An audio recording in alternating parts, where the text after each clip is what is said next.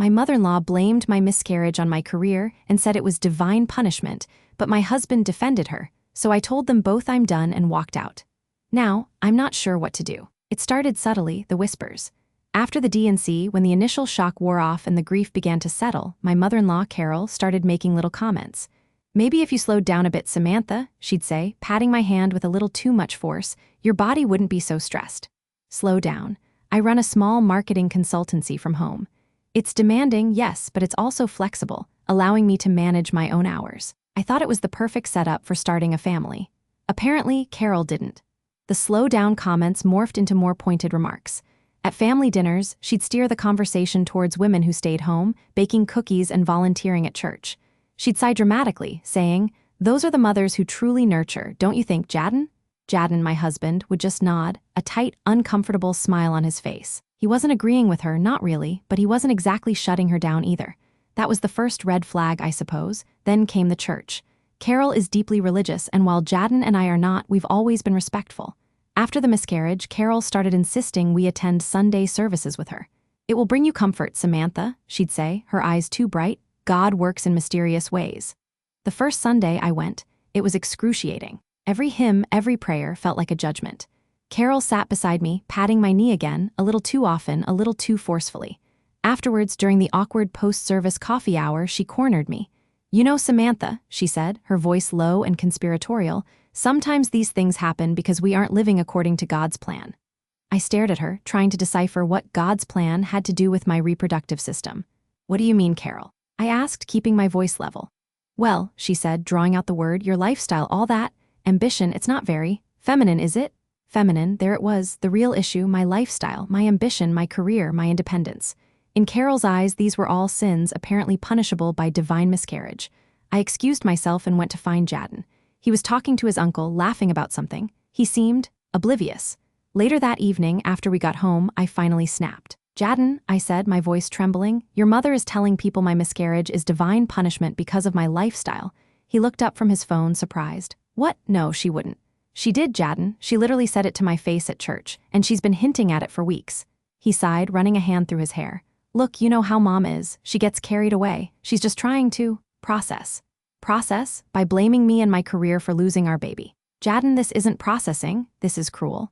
He finally put his phone down and looked at me, his eyes pleading. "Can we just let it go? She's grieving too in her own way." Grieving? She wasn't grieving for our baby. She was grieving for the daughter-in-law she thought she was getting, the one who would bake cookies and volunteer at church, not run a business and wear pantsuits. That night, I slept in the spare room. It wasn't a conscious decision, more like an instinct. I just couldn't be in the same bed as him, knowing he was willing to dismiss his mother's blatant cruelty as processing. The next few weeks were a blur of forced smiles at family gatherings, strained conversations, and the constant, gnawing feeling that something fundamental had shifted in my marriage. Every time Carol opened her mouth, I braced myself for another thinly veiled jab about my lifestyle. And every time, Jadden would either deflect, change the subject, or worse, agree with her, albeit in a watered-down, palatable way. "Mom just worries about you, Sam," he'd say, trying to placate me. "She just wants you to be happy and healthy." Happy and healthy meant conforming to her narrow, outdated view of womanhood, apparently. Then, last Sunday, it happened again. Another family dinner. Another round of passive-aggressive comments from Carol. This time, she was talking about Jasmine, Jadden's cousin, who had just announced her second pregnancy. "Jasmine is just glowing, isn't she?" Carol gushed. "She's really embracing motherhood, taking a break from her little pottery hobby to focus on what truly matters." Jasmine is a successful ceramic artist with a thriving online business. Her little pottery hobby earns her more than Jadden makes in a year. But in Carol's world, it was just a hobby, something to be put aside for the truly important work of motherhood. I felt my blood pressure rising. I looked at Jadden, expecting him to say something, anything. He just stared at his plate, chewing slowly. "Yes, Mom," he mumbled. "Jasmine is great." That was it. Something inside me just broke. I stood up abruptly, pushing my chair back with a loud scrape. Everyone at the table stopped talking and looked at me. "You know what, Carol?" I said, my voice shaking slightly. "You're right. Maybe my lifestyle asterisk is to blame. Maybe if I had spent less time building my career and more time praying in church, I wouldn't have had a miscarriage. Maybe if I was more feminine and less ambitious, God would have blessed me with a healthy baby." The silence around the table was thick enough to cut with a knife. Carol's mouth was open, but no words came out. Jadden's face was white. "Samantha," he whispered, "don't." But I wasn't finished. "And you know what else, Jadden?" I said, turning to him, my voice now dangerously low. You're right too. Jasmine Asterisk is great. She's a talented artist, a successful businesswoman, and a loving mother. Maybe you should try being more like her husband and less like your mother's puppet.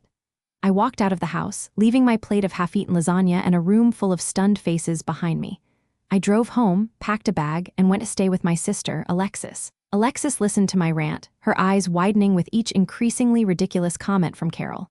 Sam, she said finally, this is insane. You need to have a serious conversation with Jadden. I knew she was right, but part of me didn't want to. Part of me was already exhausted, already picturing a life without the constant, subtle undermining of my mother-in-law and the disappointing silence of my husband. I'm at Alexis's now, trying to figure out what to do next. Jadden has texted a few times, asking me to come home, saying he'll talk to his mother. But the texts are empty. No apology for his own behavior, just vague promises to talk to Mom. I don't know if talking to Mom is enough anymore. I don't know if he asterisk is enough anymore. Update 1: Alexis's couch is surprisingly comfortable, but my mind isn't. Sleep has been elusive, replaced by a constant replay of Carol's pronouncements and Jadden's nothingness. He called last night finally. Not a text, an actual phone call. Progress, I suppose. Sam, he started, his voice hesitant, I'm really sorry about Sunday. Sorry about Sunday? I echoed. Jadden, your mother basically accused me of causing my own miscarriage because I have a job. And you sat there and said nothing. I know, he rushed on. I should have said something. I was just caught off guard, and I didn't want to make a scene at Mom's. So making a scene at your mother's house is worse than letting her publicly shame your wife? Silence. Then, look, I talked to Mom. I told her she needs to stop. And what did she say? She didn't really understand. She said she was just trying to help, that she was worried about you. Worried about me? By telling everyone my miscarriage was divine punishment? Jadden, that's not worry, that's malicious. Okay, maybe she went too far, he conceded, but she didn't mean it like that. You know, Mom, she just says things. No, Jadden, I don't know, Mom. Not anymore. I thought I did, but clearly I was wrong. And I thought I knew you, but I'm starting to question that too. The silence stretched out again, heavy and uncomfortable. Are you coming home? He asked finally, his voice small. I don't know, Jadden, I said truthfully, I really don't know. I hung up, feeling no better, maybe even worse. Talking to him hadn't clarified anything, hadn't offered any reassurance. It had just reinforced the feeling that we were on different planets, speaking different languages. Alexis, ever the pragmatist, suggested therapy. Individual and couples, she said firmly, you both need to figure out what's going on here and maybe a professional can help. I'm considering it. Honestly, I'm grasping at straws at this point. I love Jadden, I really do. But this isn't the man I thought I married. This isn't the partnership I thought we had. I spent the afternoon online, researching therapists, feeling a growing sense of despair. Then another text from Jadden. Mom wants to apologize. She wants to come over to Alexis's and talk to you. My first instinct was to say no, absolutely not. But then a tiny sliver of hope flickered. Maybe, just maybe, Carol was capable of genuine remorse. Maybe, just maybe, Jadden would finally stand up for me, for us. Okay, I texted back, but you need to be here too. He agreed. They're coming over tomorrow afternoon. I'm dreading it, but also curious. Curious to see if Carol can actually apologize or if it's just another performance.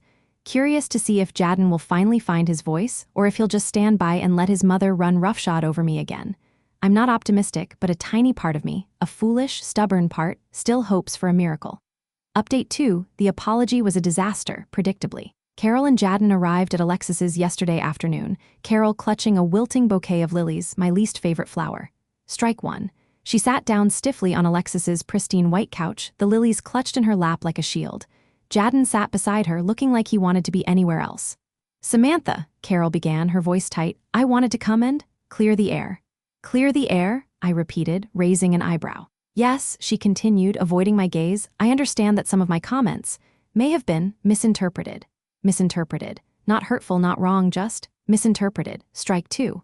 Misinterpreted how, Carol? I pressed. Did I misinterpret you saying my miscarriage was divine punishment for my lifestyle? She flinched, finally looking at me, her eyes narrowed. Now, Samantha, don't put words in my mouth. I never said divine punishment. You heavily implied it, Carol. And you've been implying it for weeks. About my career, about my femininity, about everything that isn't baking cookies and going to church. She sighed dramatically, the lilies rustling in her lap. I was just trying to offer comfort, Samantha, in my own way. Comfort? By judging me? By blaming me? Carol, that's not comfort, that's abuse. Abuse, she gasped, clutching her chest. How dare you? I am your mother-in-law, I love you. Love. Scoffed Carol, if this is your idea of love, I'd hate to see your hate. Jadden finally spoke, his voice strained. Mom, please, just apologize. Tell Samantha you're sorry for what you said. Carol glared at him, her eyes flashing. Jadden, don't you take her side. I'm your mother. I'm just trying to help. Help who, Mom? Jadden retorted, his voice rising for the first time. Because you're not helping Samantha. You're hurting her. You're hurting us. Carol's face crumpled. Tears welled up in her eyes. You're siding with her over me, she wailed, after everything I've done for you? And then the waterworks started. Full-blown, dramatic, Oscar-worthy tears. She sobbed, she sniffled, she clutched her lilies, all while lamenting how ungrateful we were, how misunderstood she was, how much she just wanted what was best for us. It was a performance, pure and simple. And Jadden? He caved. He went to her, put his arm around her, started murmuring soothing words. Mom, it's okay, it's okay. We know you didn't mean it, we love you. I watched, feeling a cold, hollow ache in my chest. He was choosing her. Again, I stood up, my legs feeling numb. You know what, Carol? I said, my voice flat. You're right, we are ungrateful. We are terrible people. We don't deserve your love. I turned to Jadden, my gaze locking with his. And you, Jadden? I said, my voice barely a whisper. I'm done. I walked out of the room, leaving him and his weeping mother on Alexis's white couch. I went to my sister's bedroom, closed the door, and finally let myself cry. Not just for the baby we lost, but for the marriage I thought I had, the man I thought I knew, and the future that had just crumbled into dust. Alexis came in a few minutes later, her arms wrapping around me. It's okay, Sam, she murmured. You did the right thing. I don't know if it was the right thing, it feels final, terrifyingly final. But as I sat there, sobbing in my sister's arms, I knew one thing for sure. I couldn't go back. I couldn't go back to a marriage where my husband prioritized his mother's feelings over my own, where my worth was measured by outdated patriarchal standards, where my grief was dismissed as a consequence of my lifestyle. It's over. It's really over. And somehow, amidst the pain and the fear, there's a tiny, fragile seed of relief. Maybe, just maybe, this is the beginning of something better. Something real, something, for me. My sister has convinced herself that my new house is built on an ancient burial ground, and now she's telling everyone in the family that I've disturbed ancient spirits and brought bad energy into our family. So my sister Victoria has always been a bit dramatic, but this is next level. I recently bought my first house. It's a fixer-upper, definitely needs some work, but the location is great and the price was right. I was really excited, finally getting my own place after years of renting. I told my family naturally, and Victoria was actually really enthusiastic at first. She came over to see it, walked around, and seemed genuinely happy for me. That lasted about a week. Then she started calling me, always late at night, sounding really freaked out. She kept saying she had this bad feeling about the house. At first it was vague, just that the energy felt off, things felt heavy. I brushed it off, said it was probably just because the house was empty and needed some life in it. But then she started getting more specific. She told me she'd been doing some research and she was convinced my house was built on an ancient burial ground. I laughed. I mean, come on. I asked her where she got this idea, and she said she'd been looking at old maps online and found some historical society website that mentioned something about indigenous settlements in this area centuries ago. Okay, maybe there were settlements, but that's hardly proof of a burial ground under my specific house. I told her it was probably just a general historical note about the region. She wouldn't let it go. She started sending me links to articles about haunted houses and burial grounds, saying they were all signs. She even started talking about how she felt cold spots in the house when she visited and heard whispers when she was alone in the living room. I told her she was letting her imagination run wild, that old houses creak and make noises, and that she was probably just spooked by her own research. But now she's telling everyone in the family that my house is haunted and it's my fault. Apparently, because I didn't properly research the land before buying it, I've disturbed ancient spirits and brought bad energy into our family. She's saying I'm being disrespectful to the past and that I'm going to regret it. She even told our parents that they shouldn't come visit me at the house because it's unsafe and spiritually contaminated. My parents thankfully aren't buying into it completely, but they are a little concerned now, mostly because Victoria is being so insistent and dramatic. They called me to ask if everything was okay and if I had noticed anything strange. I told them no, everything was fine and Victoria was just being Victoria, but honestly it's starting to get to me. It's annoying, obviously, but it's also a little hurtful. I was so excited about this house, and now my sister is turning it into this negative, scary thing. It's like she's trying to rain on my parade, and the worst part is she's making it sound like it's my fault. Like I intentionally built my house on a burial ground just to disrespect ancient spirits and cause trouble for everyone. I just wanted a place to call my own. Has anyone else dealt with something like this? How do I get her to stop? It's really stressing me out and making me feel less excited about my new house. Update 1. So, things have escalated with Victoria and the haunted house situation. It's gone from annoying to genuinely upsetting. She's not just telling family anymore, she's posting about it on social media. She put up this long, dramatic Facebook post about how I've unknowingly built my house on sacred land and now the spirits are restless. She used words like desecrated and angered and vengeful. She even tagged me in it, which was just lovely. Of course, people are commenting, some are taking it seriously, some are making fun of her, and some are just asking me if I'm okay. It's embarrassing, and frankly, it feels like she's trying to make me look like an idiot. I messaged her privately and asked her to take the post down. I told her it was ridiculous and that she was making things up. She actually accused me of being spiritually deaf and blind to the signs. She said the spirits were trying to communicate with me and I was just ignoring them. She started talking about evidence now too. Apparently she's been back to the Historical Society website and found more stuff. She sent me a screenshot of some old document that mentions a local legend about a burial ground near the creek that runs behind my property. A local legend, that's it. It's not historical fact, it's a story. And even if there was a burial ground somewhere asterisk near the creek, it doesn't mean it's asterisk under my house asterisk. I tried to explain this to her calmly, logically, but she just kept repeating that I was being closed-minded and disrespectful. She even said she was worried about me living there alone, that the spirits might target me because I was the one who disturbed them. That's when I really started to get angry. It's one thing to be dramatic and annoying, but now she's actually trying to scare me. I told her to stop spreading these lies and to stop trying to frighten me. I said if she didn't take down the Facebook post, I was going to block her. She actually laughed. She said blocking her wouldn't stop the spirits and it wouldn't change the truth. She's completely convinced herself this is real. I haven't blocked her yet, but I'm seriously considering it. I don't know what else to do. Ignoring her isn't working, reasoning with her isn't working, and now she's escalating things with this social media stuff. My parents are starting to get more worried too. They called me again last night, and this time they sounded less dismissive and more concerned. They asked if I had noticed anything weird at all, any strange noises or feelings. I told them no, absolutely nothing. But honestly, now that she's put this idea in my head, I'm starting to second-guess myself. Every little creak in the house, every shadow in the corner of my eye, I'm wondering if it's a sign. It's ridiculous, I know, but she's getting to me. I hate that she's doing this. I just want her to stop. I'm starting to think I need to do something more drastic, but I don't know what. Maybe I should just play along with her for a while and try to debunk her claims with evidence of my own. Or maybe I should just completely cut her off and hope she eventually gets bored and moves on to something else. I'm really at a loss here. Update 2 okay, so I did something maybe a little crazy, but honestly I was desperate. I decided to actually investigate Victoria's burial ground theory. I figured if I could find some concrete evidence that she was wrong, maybe, just maybe, she'd finally drop it. I went to the local library and spent a whole afternoon digging through historical records, old newspapers, and anything I could find about the history of my neighborhood. I even went to the city planning office and looked at old land surveys and zoning maps. And guess what I found? Absolutely nothing. No mention of any burial ground, ancient or otherwise, anywhere near my property. The Historical Society website Victoria was so obsessed with. It's a general website about the history of the entire county, and the local legend she found was a tiny, barely mentioned footnote in a very long article about indigenous history. It was vague, unverified, and definitely not specific to my land. I even found records of the land being farmed for centuries, then subdivided for housing in the 1950s. No cemeteries, no sacred sites, no anything even remotely spooky. Armed with all this glorious, boring, factual evidence, I called Victoria, feeling almost smug. I was ready to lay it all out, to finally shut down her ridiculous claims with cold, hard truth. She actually sounded surprised when I called, like she wasn't expecting me to engage with her anymore.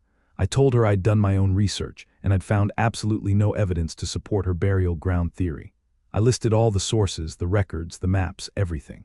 I expected her to be at least a little bit deflated, maybe even embarrassed. Instead, she doubled down. She said my research was superficial and biased.